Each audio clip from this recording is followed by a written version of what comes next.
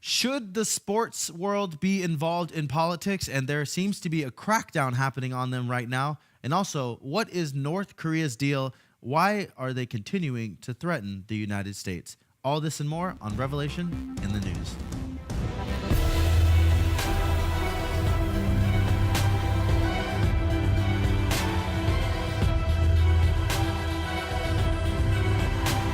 Hello and welcome to Revelation in the News. I'm your host, Ricky Bakker. Joining me today is John Woodall and James Chapman. Esther Flax is sick today, so she has the day off, but we're definitely going to miss her on today's broadcast. House Whip Steve Scalise returns to Capitol Hill, and he says, I am a living example that miracles really do happen. Let's watch that. When I was laying out on that ball field, the first thing I did once I was down and I couldn't move anymore is I just started to pray. And I will tell you, it gave me an unbelievable sense of calm, knowing that at that point it was in God's hands. But I prayed for very specific things. And I'll tell you, pretty much every one of those prayers was answered. And they were some pretty challenging prayers I was putting in God's hands. But he really did deliver for me and my family. And it just gives you that renewed faith in understanding that the power of prayer is something that you just cannot underestimate.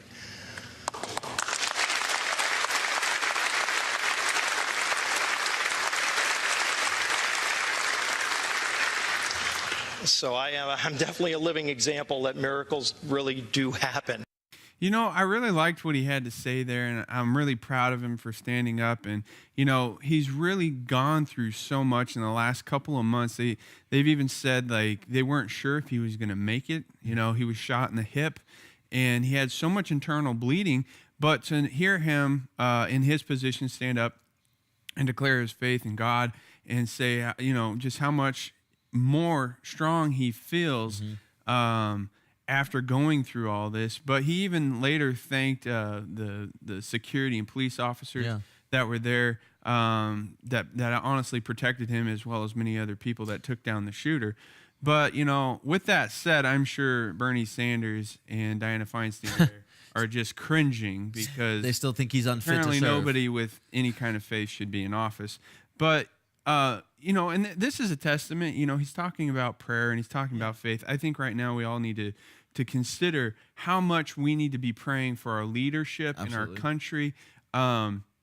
These guys, they put their lives on the line every day. I know they get threats all the time for their stances, for what they do, for what they don't do. And now it's even escalated even more in the last, the recent months and years. It's been even escalating to a higher level of aggression towards these men and women.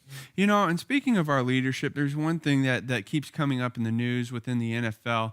And, recently Trump has made some statements toward the NFL. And I really wished that he wouldn't have said what he said. He's asking for people to boycott the NFL.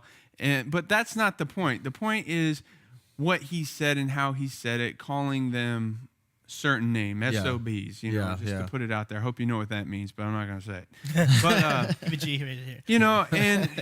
I think everybody has a right to be heard. And that's kind of what my question is revolving around. It's not that I'm against what they're doing, but it's against the symbolism that it's perceived as to what statement they're making. It's, as the saying goes, actions speak louder than words. Yes. And right now, he's praising the fans for booing. Everybody in this situation has a right to be heard.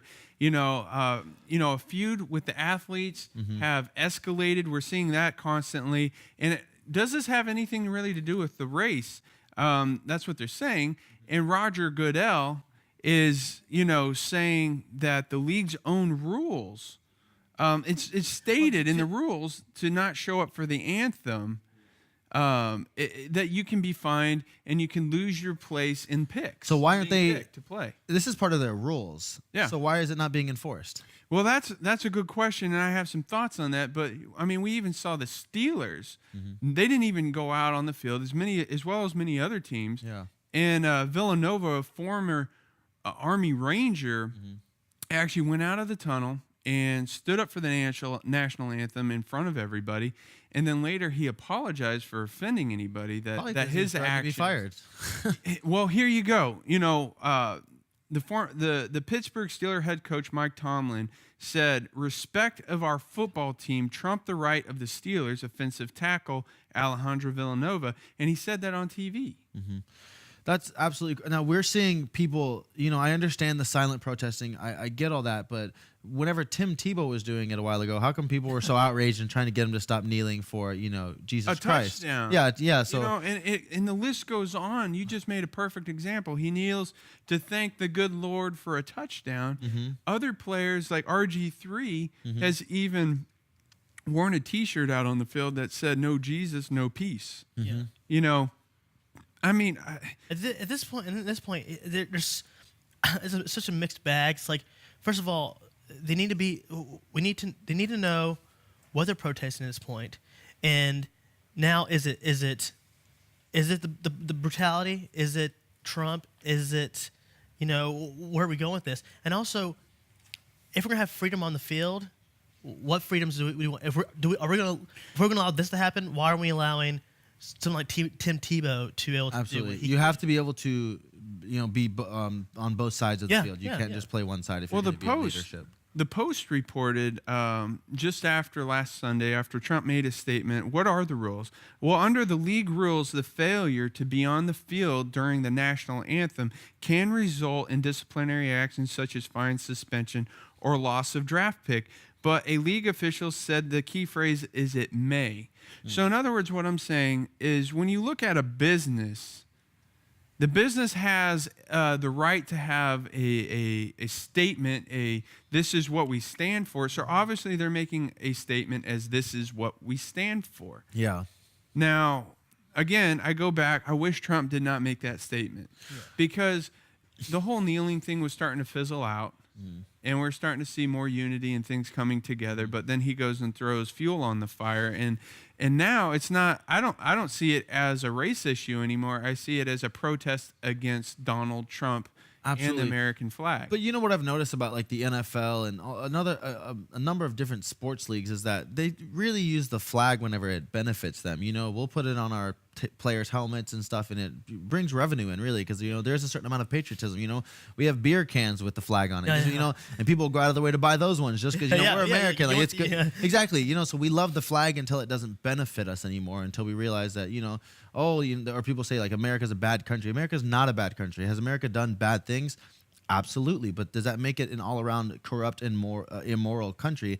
Absolutely not. But people only ever want to focus on the negative things that America has done. So when the flag doesn't benefit them, they automatically turn their back on it. Because the NFL, I mean, when people think about the NFL, they think like America. Yeah. You know what I'm saying? Like people wake up, they go to church, they come home, they cook their. Your pastor says, "Okay, we're gonna try to get you out in the case." Exactly, it's football time. That's what you think of when you think America. So I mean, what does it stand for now? And I mean, the NFL is not the only sports league right now that's having some issues, is it? Right. Oh, yeah, actually. But hang on, I want to say one more thing on this matter because this isn't just affecting the United States. This is now affecting the globe because when you have a team go to London and they take a kneel at the national anthem, it's no longer about you. It's no longer about how you feel. Now it's a global thing about how you feel about your nation and what you live in because when you kneel in London for the national anthem, but then you stand for God Save the Queen, you can't say it's about race at that moment because, come on, London, England,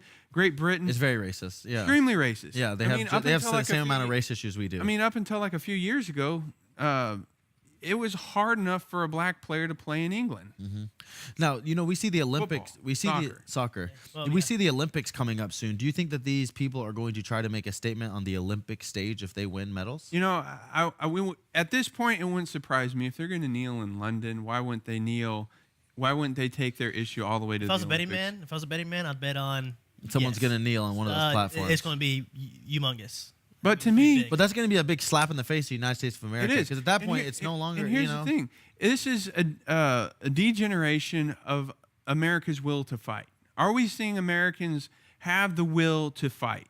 maybe that's the question everybody watching today should be asking themselves is, you know, really, what do I stand for? Yeah. And I was listening and reading to different players, and they're saying, you know, no matter whether the fans show up, I'm still making my $13 million a year. Yeah. So they don't care about you. It's not about the fans. No, once they sign their contracts, they're good to go. James, you made a great point. Even if they're injured, they're still getting paid. Oh yeah. I mean, if a football player, if they're injured, they can be out the whole game. They can be out the whole season, and they had made more money than I will. Yeah, absolutely. Like I said, there is some controversy happening in other sports right now, right? Yeah. Actually, it's one me and you watch a lot. Very dearly. very dear to my heart. Dear to our hearts. You know, you and Tar Heels. Actually, it's college basketball. Yeah. Oh my. We love so it. You know, what's happening? What's going on in college basketball is the FBI is bringing Armageddon to college basketball, and it's just the tip of the iceberg. What do you mean by Armageddon? What's happening with the college basketball? Here it goes. The federal government dropped a bomb on college basketball, indicating 10 men in a widespread fraud and bribery scheme involving top recruit, college programs, agents, financial planners, and the shoe and apparel company Adidas. Adidas is getting involved in this too? I mean, the whole engulfment of college basketball, from the shoes they wear to the players, to the agents, to looking for players. This isn't the first time though we've seen these kinds of things. We've seen huge cases. Remember Penn State and the football team a couple years ago.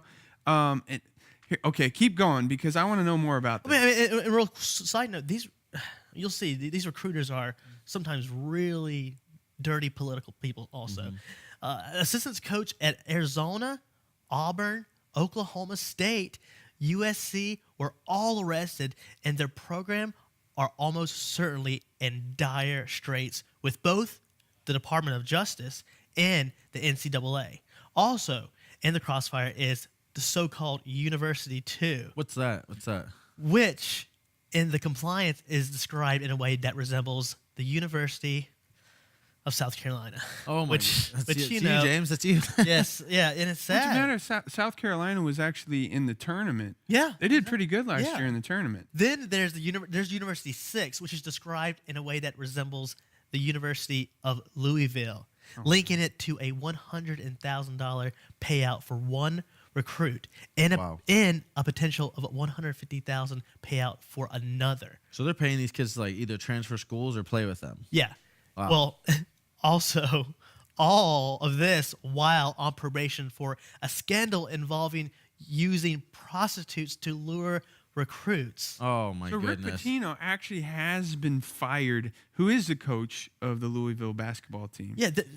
So if you, in layman's terms here, they're saying that, oh, we want that player. So hey, recruit guy, here's a nice lady. Mm-hmm. You know, you really should pick our dude.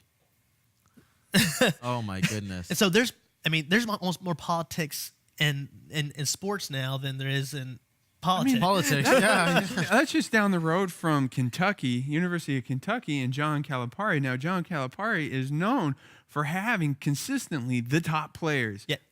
A whole, what was it? 4 years ago, he had literally 2 teams, the Wildcats, ready just to switch in and out. And it makes you think. Hey, don't hate on the Wildcats. That's my favorite basketball team. Hey, so keep going. It makes you think. Hey, it makes you think. It's like, I mean. James. Don't tell me something's happening with the Wildcats, James. I'll be so sad. Don't do that. It doesn't stop here. We're cutting the show if that happens right now. But maybe a statement by said undercover agent, FBI agent, said it should terrify every coach in America because this affidavit is being submitted for the limited purpose of establishing probable cause. It does not include all of the facts that I have learned during the course of the investigation, meaning this is just the tip of the iceberg. So this guy's saying, he's like, this is not over by far. It's an ongoing investigation. They're going to keep digging. Yeah. Here's what happened. The hook got in, and now all the fishes are going to be I'm just going to say it. I'm worried for Syracuse. I'm worried for Duke. I'm University of Kentucky. I'm worried for Kansas. Yeah. The Jayhawks, man. They were coming for you, John. We're all basketball guys here, so we hope. I mean, in a sense, if you truly are a basketball fan, It's good you that this kind is of want to see the cleanup because Exactly. in sports you want Yeah. that raw sports. Drain the swamp of the NCAA. Hey, I can get behind that drain. Of swamp. You can- I can get behind that drain of my basketball swamp. Okay, That's funny. Well, I mean, there's so much going on in like sports. You got to wonder: is God saying something? Like, is he like dismantling our idols of just I mean, it like seems like I say, we get out of church early just to go watch the game. I mean, That's pastor. true. I mean, I remember at my church. The Panthers were the big thing. He's saying, okay, don't worry, guys. I'll have you out here before the game time. Not 11:55. You're on your way. Speaking of draining the swamp, we said the NCAA we're Yeah. draining the swamp. There's also a country right now that is kind of in swamped, and you've been there multiple times, and you've served there multiple times, and that's Venezuela. And there's a Venezuelan mass exodus. I mean, some 25,000 people crossing the Simon Bolivar International bridge into Colombia every single day. That's 25,000 people every day. They can't find work. They can't find work back home. They're there only for proper meals throughout the day. And officials figure that they put the number of Venezuelans who have come and left their homeland. They've come to Colombia, left their homeland, around 300,000. And the scary thing is I know as a ministry we're trying to help out in these different areas that are seeing such a major crisis, but it is so difficult, from what I've been reading, to try and get food to Venezuela because the government is so corrupt. And this is from experience. I've been in Venezuela. It's a mafia style government. Okay, It's all about money, extortion, power, and it's a dynasty. Also, they don't just they literally pass down the presidency. They pass it down. It's like, oh, it's like, hey, you look good. We're gonna form and shape you. Here you go. Here's the presidency next. It is a corrupt and one thing, and if I could say this real quick, is they do something there in Venezuela which is sick. Is that the power people, there's more poor in Venezuela than there is any other class. The government go to those people, give them housing, give them food, so they can get the vote. And so these poor people in Venezuela vote for these people without any knowledge, only because they need food. And so this government is corrupt and it's terrible. Sick. So basically what we're saying, if you're trying to get them food, you can't send it to Venezuela. You got to send it to a near country. No, we've tried to get food into Venezuela. Yeah, and the tariffs are, ridiculous amount of price. I mean, if we're sending $500 worth of food, it's almost a 500, % increase just to get the food into the country, and it's not even guaranteed that it's going to make it to the people. Yeah. That money's going to government. I was actually just watching the news, and there's so much going on with Puerto Rico. It's literally been devastated. Yes. Absolutely. Geraldo Rivera had been touring Puerto Rico after the Hurricane Maria and said it was a very depressing experience. The lines at the station for gasoline are just so ridiculous that it exceeds 6 hours for people to get gas. Now, for people trying to refuel their cars, refuel their generators, they can only buy, because they're rationing out fuel, they can only buy $20 worth. Whoa. I don't even think that's enough to run a generator for a whole day. I mean, this is a monumental human and environmental situation, just total disaster unfolding right before our eyes. And I mean, the United States has been getting criticized quite a bit for not sending in help faster. Yeah. But you have to remember, we have had laws in place that restrict certain boats to come back and forth. And so we are getting help to them now. And actually, we'll be going to Puerto Rico soon with food as a ministry, as the Jim Bakker Show ministry and Morningside Ministries. We'll be sending food over there as soon as we can. But it's so, right now, kind of difficult to fly planes in. And then when you get on the ground, there's not enough really gas to move around. So they're struggling with all those issues right now. I've heard reporters endlessly criticize Trump for his speed of recovery. Okay, so the one thing I know I've learned personally, if you're a lifeguard, if you're work for the emergency services, the one thing that you have to do is make sure that you're safe in the situation of helping somebody else in a life-threatening situation. So the one thing people need to understand is, one, there has been troops deployed there before Irma and before Maria. So people have been there. They foresaw danger in life-threatening situation. A matter of fact, Reuters has reported demand for cash in the hurricane-ravaged Puerto Rico is extraordinarily high, especially after these power outages have been knocked out. But people were already there knowing that the situation was going to get worse. So it's not like they just waited for the worst to happen and now they're deciding what to do. We have to remember, yes, Puerto Rico is going through an awful situation. It is a United States territory, so we are going to send as much help as we possibly can. The president has made that very clear. The governor, you know, we've been in constant communication with them. So we're in communication with their administration. We're going to send help. But you have to remember, we also have places in the United States that are still going through their devastation. Houston, you know, just because the news isn't reporting on it every day doesn't mean they're still not devastated. Yeah. Oh, yeah. Just because you don't hear about Florida every single day doesn't mean they're not devastated. I was just down in Florida, in Immokalee, Florida. And I mean, going to Houston and seeing those homes destroyed was, you know, heartbreaking. And then going to Immokalee, Florida and seeing homes destroyed is absolutely, you know, someone asked me to describe it. I said, it's kind of depressing. I mean, you know, Houston, there were $300,000 homes, $400,000 homes that we're saying that were flooded. But in, you know, the place we were in Florida, you know, there were trailer parks of immigrants who pick our fruit.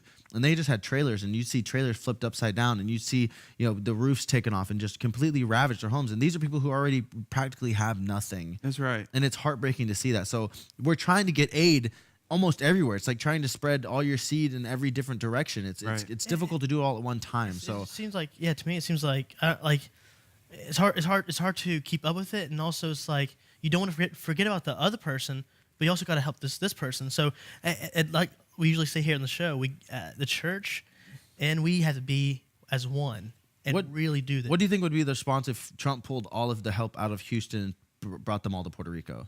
People would be angry at him. I mean, you can't win in this situation. No, I mean, so he's really trying his best. I believe. I don't think he wants to see people starving or without power. Or I mean, he's not a you know, people think he's a terrible person. Like he doesn't give a crap about those people. And it's like no, nobody should be that awful of a person. Like, why do you genuinely think that? Here's the thing too. People are painting this like it's a racist situation, or they're making this mound out of a molehill here. I'm not saying that their situation isn't bad, but we've said this 100 times.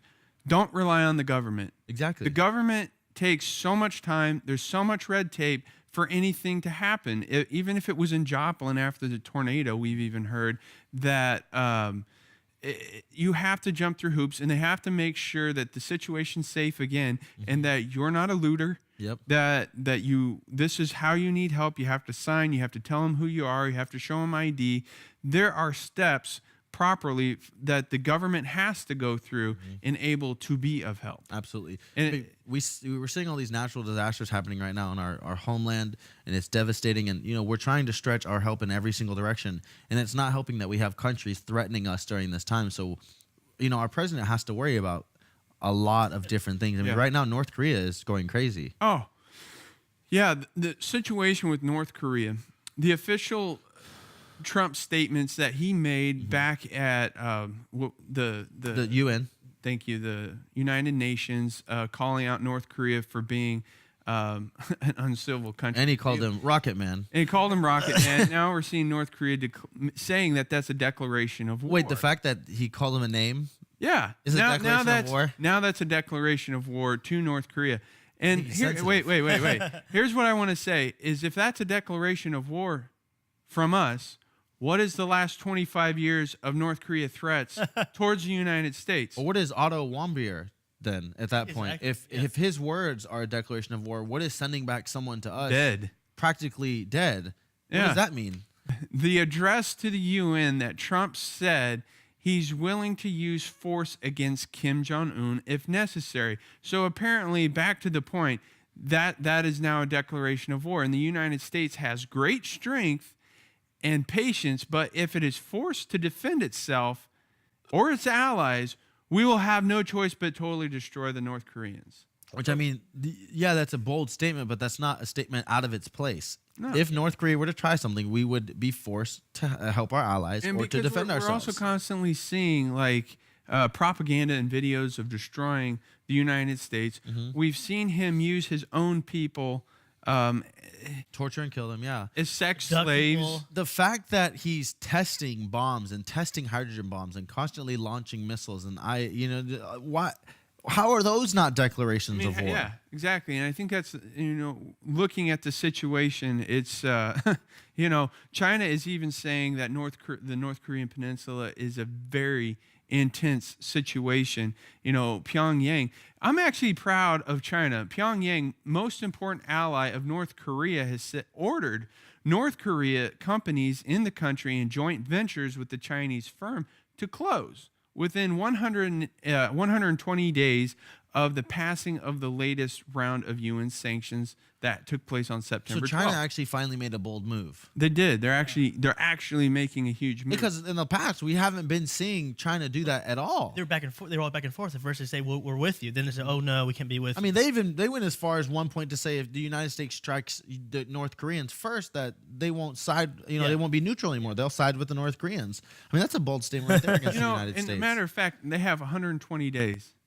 Now, that's coming right up on February, and that's coming up on the Olympics. So, again, I know we addressed it earlier, but keep watch. I'm wondering if something's going to happen in South Korea during the Olympics, And the fact that it's in South Korea it's just so close. They won't even need a long-range missile to do that. I mean, if they can have a missile to the United States in minutes, I mean, what can they do to South Korea in seconds? And again, war. This is all. North Korea's gruesome murder of Kim Jong's brother was meant to horrify the world. And what happened with that situation was Kim Jong's brother was killed by like this oil, this VX agent that was spread on his face. Now, the people that did it were told that it was just going to be a funny joke.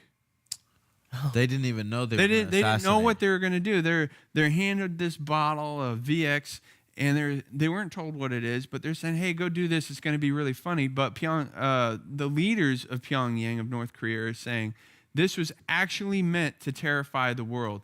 And maybe we should be. Well, a man who's crazy enough to convince people it's going to be a funny joke and have them murder his family. Oh my God! I no longer think that's a funny joke. I am concerned about this man's mental health. Is he going to try and strike the United States? One thing I was saying is like you have this guy who doesn't seem very mentally stable, ruling a country with all these toys, all these bombs, and at any moment he could just. Okay, let me say this again on this subject because, we've talked about this before. Now remember Munich. Munich, we had terrorists take hostage Israeli athletes, and held them hostage, and that became a dire situation. And I don't think a move like that is outside Pyongyang. I don't think that's outside of North Korea or Kim Jong-un to try and do something like that. If he's willing to kill his own brother using a VX agent in international airport, and in a sense, they kind of already done it. Yeah, and that they're saying with this move, they're saying this is a total possibility, and that even, look at Otto Warmbier. Otto Warmbier, yes. It's a story. The Otto Warmbier story is we've been following for a long time, since the beginning. We're trying to figure out what's going on with him. And the coroner's report only deepens the mystery, actually. The Hamilton County coroner examining Otto Warmbier found he had a collection of small scars on his body, but none appeared serious enough to indicate he was tortured while he was imprisoned. In North Korea, Otto's father, Fred Warmbier, said in an interview on Fox and Friends on Tuesday morning, Otto was jerking violently, making these inhuman sounds, said Fred Warmbier. Otto had a shaved head. He had a feeding tube coming out of his nose. He was blind. He was deaf. As we looked at him and tried to comfort him, it looked like someone had taken a pair of pliers and rearranged his bottom teeth. So... Golly, that's. Well, and then this article, the parents are saying this is what's happening, but the coroners and everyone are still saying, well, we don't know exactly if they did it. We don't know all this stuff like that, and this is, I mean, we're talking about declarations of war. Well, I mean, let's talk about a man crazy enough that if he knew he was going to give someone back to the United States of America, do you think he would want this person to be able to speak about what had happened to him? No. Of course they're going to do something that he would die on American property. I mean, I don't want to make it sound like a conspiracy theory, but I think that it was a strategic plan that he would only live a few days and wouldn't be able to talk. Yeah, right. And then so he won't die on North Korea's surface. Exactly, because that'd be a true declaration of war. Yeah. The fact yeah, that he exactly. killed Americans. And so they're like, okay, well, we got to get him out of here. Exactly. He's got to die in America. If he dies here, then war. It looks Yeah. bad. Yeah, war has begun. Yeah. Well, we're seeing everything happen right now. The America seems divisive. I mean, I'm talking not just the United States of America, the Americas in general, Central America, South America, North America. But, then we see North Korea threatens and this and that. And then we have Iran still that we still have to worry about. Just because we haven't talked about them today doesn't mean they're not an issue and a threat. But, where do we find hope in all of these things? I mean, even our natural disasters and everything that seems to be crashing into the United States. I mean, California, parts of the United States are still on fire. Right. Where do we find hope in all this stuff? Is the church in this moment supposed to step up and be the lighthouse? Yeah. Well, I think, I was reading David Wilkerson's, and one thing is, you can be a positive thinker. Mm-hmm. But in these situations, God is removing certain things away that we naturally want to put trust in. God says you can, or in the Bible it says you can put your faith in horses, but you should put your faith in the Lord your God. And what is your foundation? I think that's the real question. Is it in your personal might? Is it in your finances? Is it in the money? Which we're starting to see is a house of cards. Yeah. In one move, an EMP could go up and just shut down all of your electronics, which connect you to your funds, your money, in which we're actually seeing that happen in Puerto Rico. People are having a hard enough time to get money over there. So it's become a cash-based society. Well, you made a good point. You said, what is your foundation? And, that's the question you want to ask yourself today. What is my foundation? Because if your foundation is Jesus Christ, if it is God, then yes, the winds are going to come and the storms are going to rage. But that does, just because you're a Christian doesn't mean nothing bad is going to happen. And, the surroundings aren't going to be crazy. But it means that you will not be shaken to the point where your foundation cracks, because that's the only foundation that you can truly stand on and never be cracked. And so I encourage you, if you're not a Christian, get in a good Bible-believing church. Ask Jesus to be the Lord and Savior of your life, and I promise you that He'll redeem you of every single thing. So I encourage you, if you want to make that call, you can call Morningside Church. You can call the Jim Bakker Show. You can email us, write us, anything you want to do, any way you feel like reaching out. But I promise that you will not regret making that decision to make Jesus Christ your Lord and Savior. And that's the only true foundation we have. That's the only way that we have security in a world that seems so insecure and so unsecure. Yeah. And so, with that being said, we're going to wrap up today's show, but make sure you have that foundation, because that's the only place that you will find true peace and freedom. Until next time, this is Ricky Baker, John Woodall, James Chapman, and this is Revelation in the News.